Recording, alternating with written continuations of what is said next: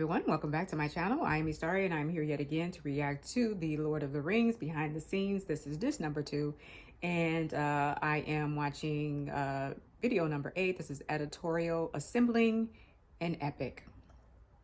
All right, so we're just gonna go ahead and pick up where we left off. Okay, everybody relax and let's flow.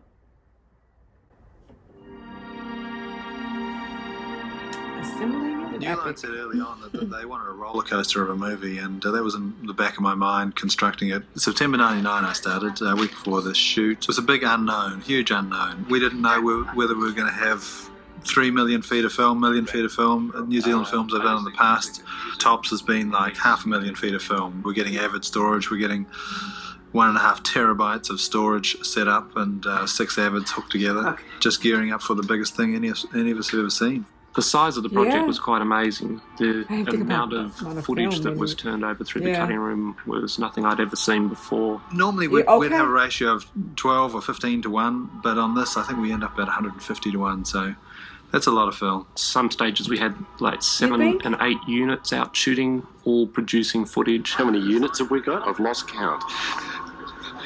There's one over here, there's one down there, there's one here, 2 cameras. There's another one somewhere. That's a lot, right? Many units make much as work for the editors. Right. 5 million That's feet what I'm saying, the editors. was shot, of which we printed 70%, so we'd probably have about 3.5. So much credit. 3.5, 4 million feet probably.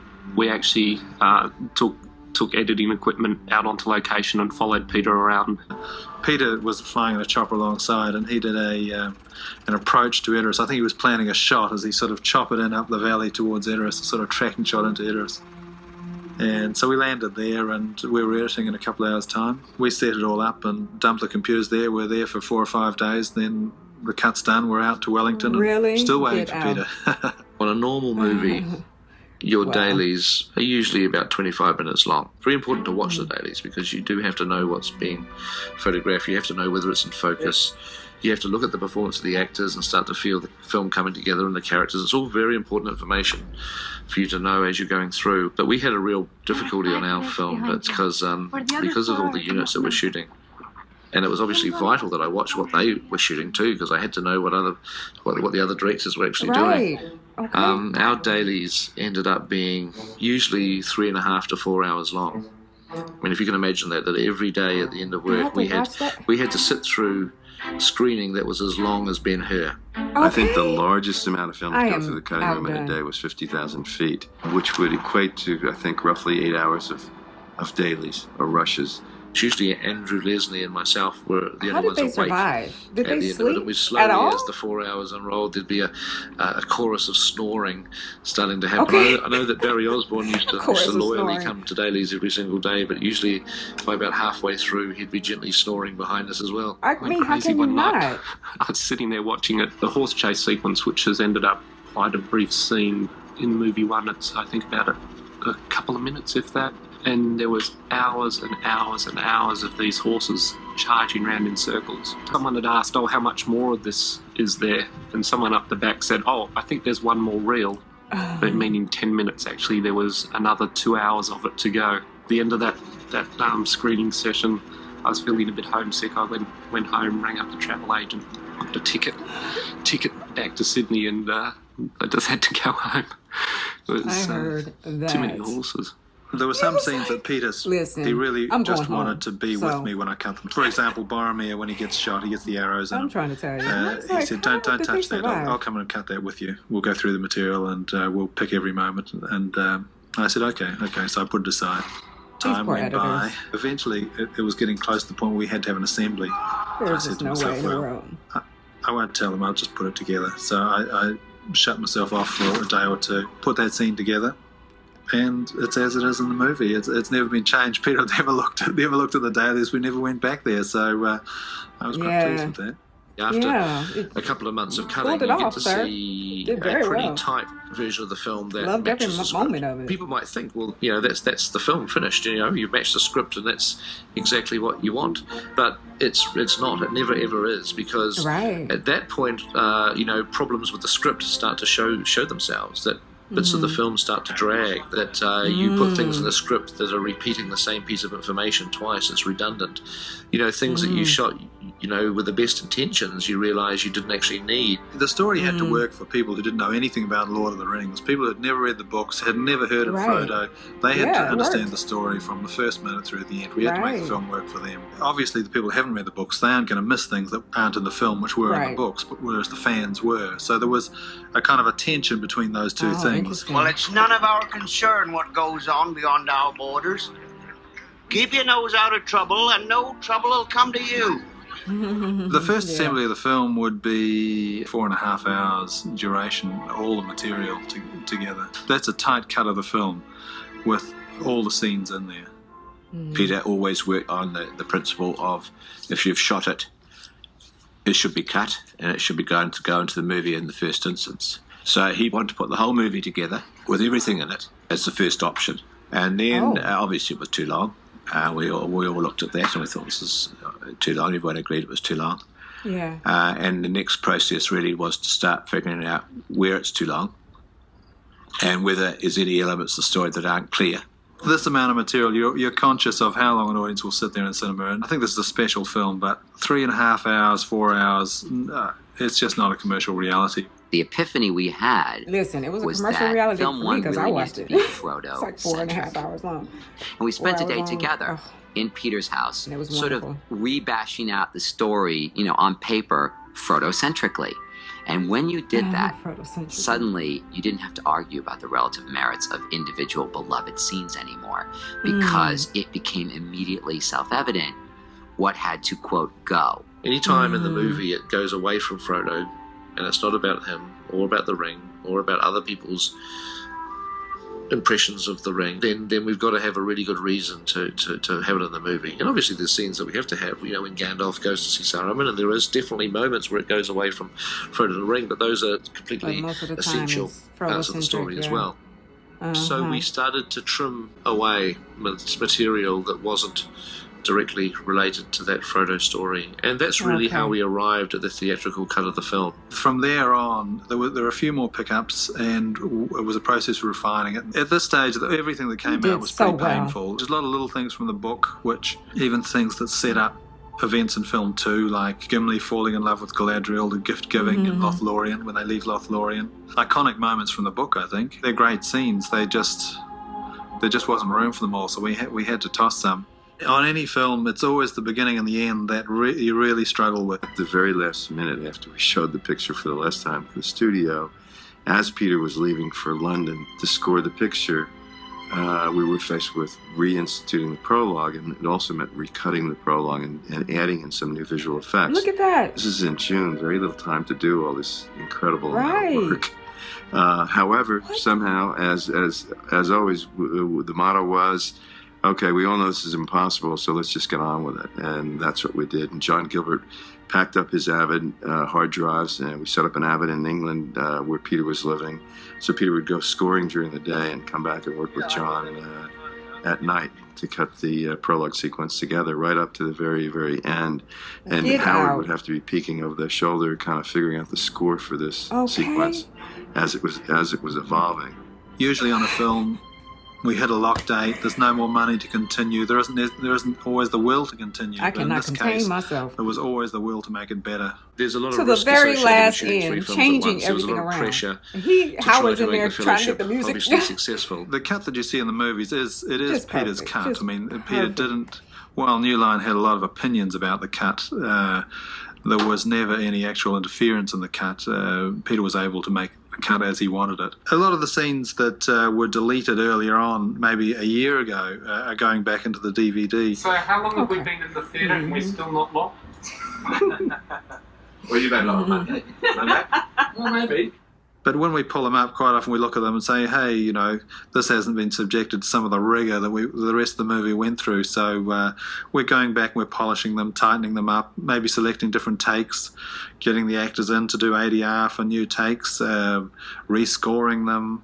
It's a big process. The wonderful thing about DVDs, as a different medium to cinema, is that the expectations are totally different, and the expectations of pace are different. And so I really think it's a great opportunity to be able to now restore back into the movie. We're not having them as a separate chapters. We're putting them back into the body of the film. About 30 minutes worth of extra footage that we have great little scenes, and some big scenes too. They're very often character-driven scenes. They have more humour, and they tell you more so about glad I watched the a lot extended of version. the characters within the film. They give you more information and more background. You have so little faith in your own people.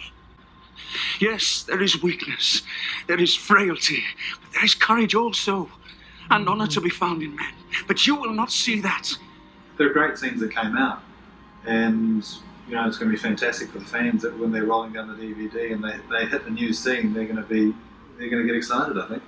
I'm really just delighted to be able to finally make these part of an alternate version of the film, and that's really what I regard the extended DVD release as being. It's like an alternate version of the same movie. It's pretty cool to finish film one. It really is. You know, doing this extended cut for the DVD is just putting a few things to rest, pulling some scenes out, some beautiful scenes, putting them where people can see them, and then I can go, you know, I've done my business, and I can pass the baton to film too, you know. And to be quite honest, it was exhausting. I'm pleased to give it to them, but I heard that. you know, I suspect it's like giving birth. You know, women do it, and then immediately afterwards they say, I'm never doing this again. But a year or two further on down, you know, it happens again. Oh, that was so good. Okay. Oh, I love that, because of course the editors had like this huge job, because you have all of this footage. How do you even do it? So this is it's called video number 8 too, but it's editorial putting it all together. You have my sword. And my bow. And my axe. Here. Mr. Frodo's not going anywhere without me. No, indeed, it is hardly possible to separate you, even when he is summoned to a secret council, and you are not. We're coming too. To send us home tied up in a sack to stop us. 9 companions to match the 9 ringwraiths. So be it. You shall be the Fellowship The Ring. of the Ring. Yes. Well done. I can't hear him.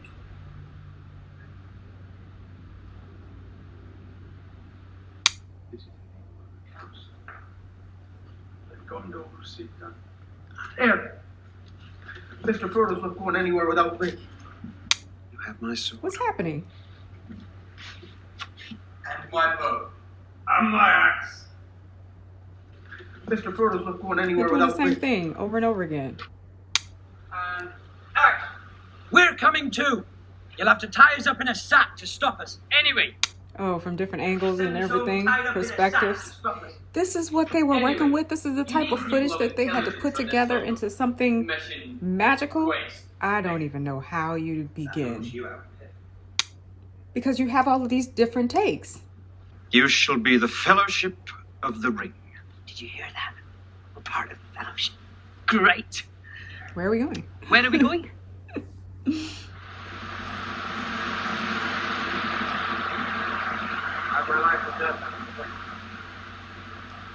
Some of these scenes, they're not, you can't really hear them. So And you have my bow. And my axe. You shall be the Fellowship of the Ring.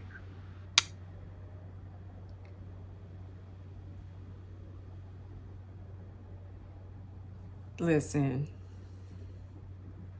what a job to put these clips together. Because This how is do you indeed choose which one's the best? The will of the council. And Gondor will see it done.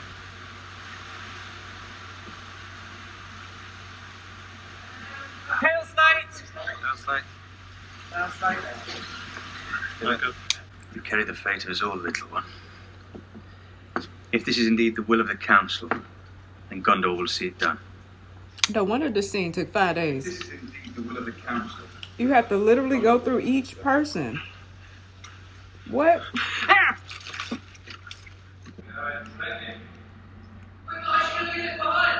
Oi! We're coming too!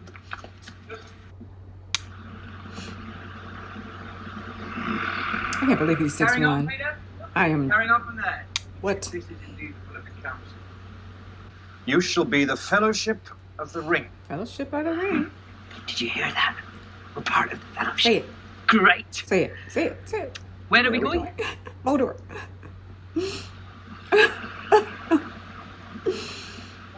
Oh, I love that line. By my life or death, I can protect you. I will. You have my Look at sword. this. And you have my bow. And my axe.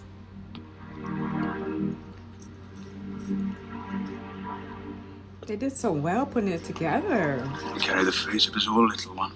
I'm smiling so hard, my cheeks hurt. Listen, I sat through this whole thing, and I am just so appreciative that they showed us these footage, you know, clips of footage and how they put it together. And they put the music behind it. Oh, listen. Just too good. Well, that rules you out. Companions. So be it. You shall be the I'm gonna have Fellowship to watch this of again. the Ring. Right. Where are we going? Where are we going? So good.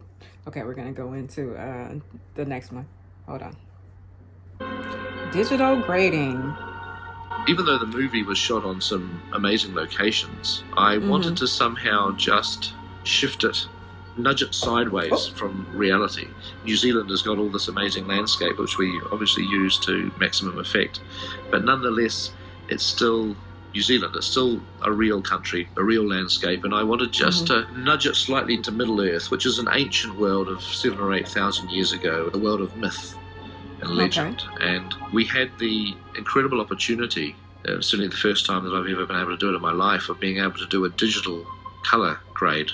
Well, digital grading is basically taking, once you've filmed a negative and you have a negative image, you then scan it on a machine, on a scanning machine, into a digital format, which means you can now put it on a monitor.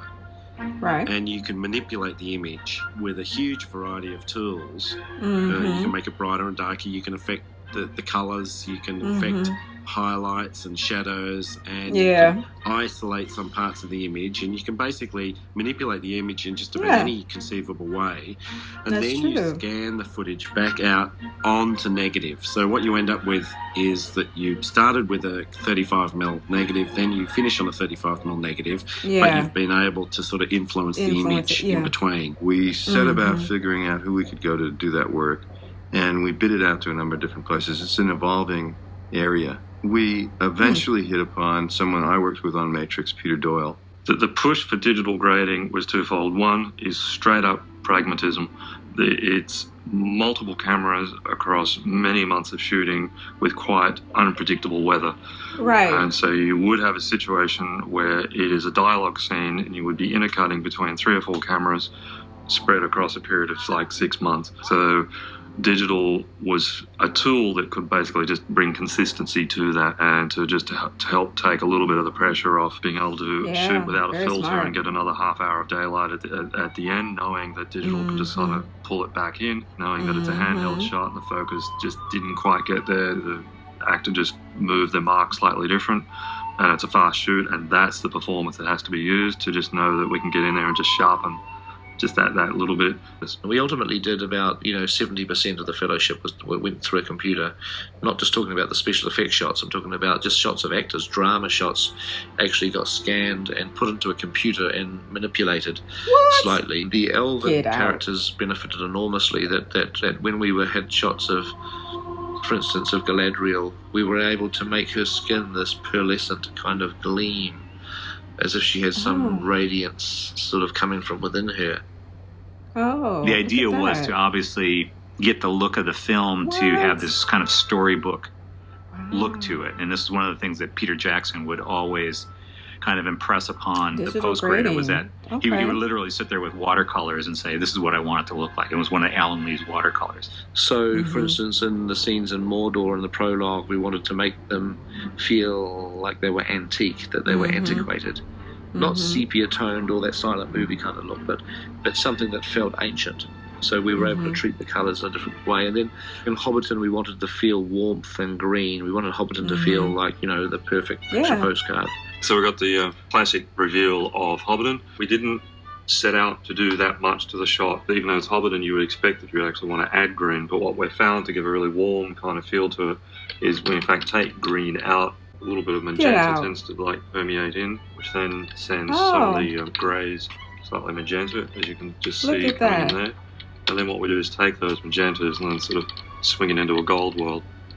And as you can see, it starts to put more of a spread. They took some green into the grass. You know, you can just see the different sort of layers happening there, and gives that kind of the warm feel that is sort of Hobbiton. The interior of the Prancing Pony Inn, Brie, I wanted the colours there. There was all firelight, big fire, you know, flickering in the pub, and I wanted it to be not a warm yellow, sort of orangey, cosy fire. I wanted it to be a sickly green colour, you know, a sort of urine stained kind of look. So it's because the hobbits have to feel uncomfortable. This is an ugly pub. It's not a happy place. What's really great with digital grading is you can take now your digital images, and we literally would just pass these on to the digital grading house. They could then take these sequences now and kind of caress them into the production footage. That's one of the reasons that when I'm watching some of the sequences now, they just blend so perfectly, because you're actually matching the live action photography and the digital photography. You know, you're bringing them both together. So you're not watching a live action plate, which is maybe color graded one way because a filter was thrown in front of it, and then now here comes your digital image. And so even though they're the same color, they might kind of pop out a bit from each other in the old lab process. The look for Moria is very distinctive because it is very monochromatic. What we did is we basically made a decision that because we were entering a civilization that was dead, we would literally visually interpret that as saying that we are sucking the life out of the colour palette of the film. Once the entire sequences came together, we would extract colour out of the whole thing, which we did digitally. So a lot of the art direction, which is already fairly monochromatic, would virtually go completely black and white. And in many images, the only thing that was left was either we just had a very subtle green cast in some of the shadows, and the flesh tones were very weak, but they were still there, and the flaming torch. Each step tends to then trigger some decisions and choices for the next step. So we have two characters, Legolas and Aragorn. Now we have a situation where we can just say, and I'll just make it extreme, brighten Legolas right up, but it'll just track all the way through. Obviously that's quite extreme, but what that means is that we can be quite subtle about it, in that we can just pull a little bit of colour. Look at that. It's still keeping enough of the fire light happening on Aragorn, but it means that we can now sort of emulate as if he's walking into the light a little bit, in terms just of the detail. have Legolas a little bit dark at the entrance of the shot, so that your attention is really on Aragorn, and as Legolas moves into the shot, sort of have him move into a light, and therefore then shift attention as a line is given. We must move Look at that. We cannot linger. Anyone that's filmed in forests knows any forest that has a solid canopy creates quite a sort of staggering, huge contrast range. When the sunlight comes through, as distinct from where the shadows are, there's a huge amount of exposure difference. And generally film stock doesn't have that sort of range. So we'd be trying to control the contrast ratio and set what we thought was a median ground to work in. Then what we would do is just sort of go in and lift back up, floor just with a basic shape like that, so that we effectively split the shot into two, everything that's bright and everything that's dark, so we can sort of control the two, and then we can start to separate the colours. Now what we're able to do is just lock onto the green and just swing the green of the leaves and shifting it to a kind of yellow gold. If we then look at the next shot, which is when he goes leaning down, we have quite a challenge, which is an incredibly moving moment in this film, with Viggo being shot against sky. So what we want to do is balance the Viggo's face and get in and really separate that foreground. What is, do we set it in a way that it's actually just a little bit hard to see what's happening in the eyes, or do we in fact sort of relight the shot a little bit so that you are definitely focused on the eyes in this case? But I've had very minimal little spotlight just on the eyes, just so that you can absolutely focus on, you know, the performance. I do not know what strength is in my blood, but I swear to you, I will not let the White City fall. What's been fantastic on this film is it was definitely a tool that the DOP wanted and then used. What was also responsible, I believe, of production is to include the DOP in the post-production process so that collectively we could, you know, continue to work with his negative and then present to a director. And I think that's definitely the best way of achieving a creative vision. You know, I really like playing around with the colours because they do affect you subconsciously. You know, most people won't notice, but they help, just as the performance of the actors or the music helps. You know, it helps create a sort of an emotional mood to what you're seeing. The film grading, I didn't even think about that. I was so concerned about editing itself, but you still have to grade the film in order to get the mood. Just like with the score, it's like they said, the combination of everything is what puts us, it was what makes it immersive, you know? Okay, so the next one is going to be number 10, The Soundscapes of Middle Earth. All right. Okay, you guys, I'm going to go ahead and stop it right here. Thank you so much for joining me. This was so entertaining, I have to say. I didn't even think about how much film that it would actually take for this type of project, but when they said they usually have a ratio of 12 or 15 to 1, and this film was 150 to 1, okay. I mean, that makes sense, right?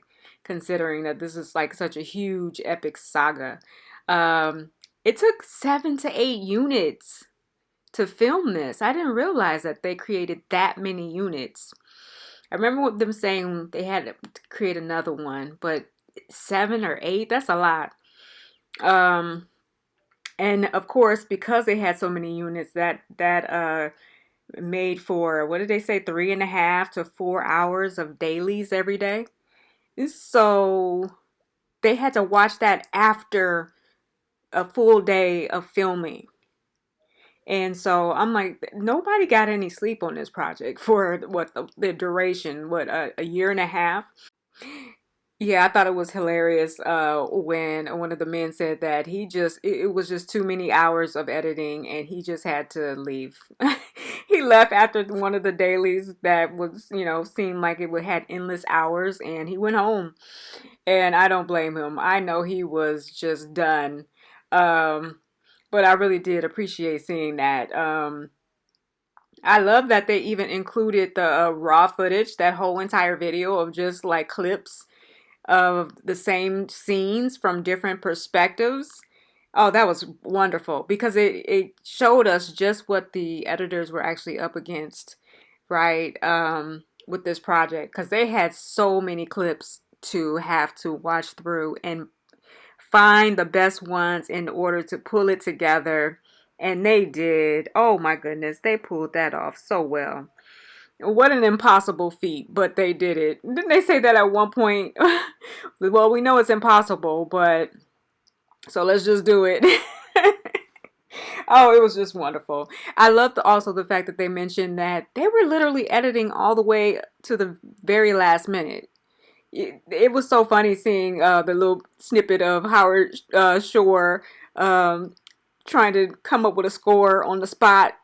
Oh, it was just too good. Okay, so I will see you guys sometime next week with another video, of course. Thank you so much for joining me. Until next time, let's flow.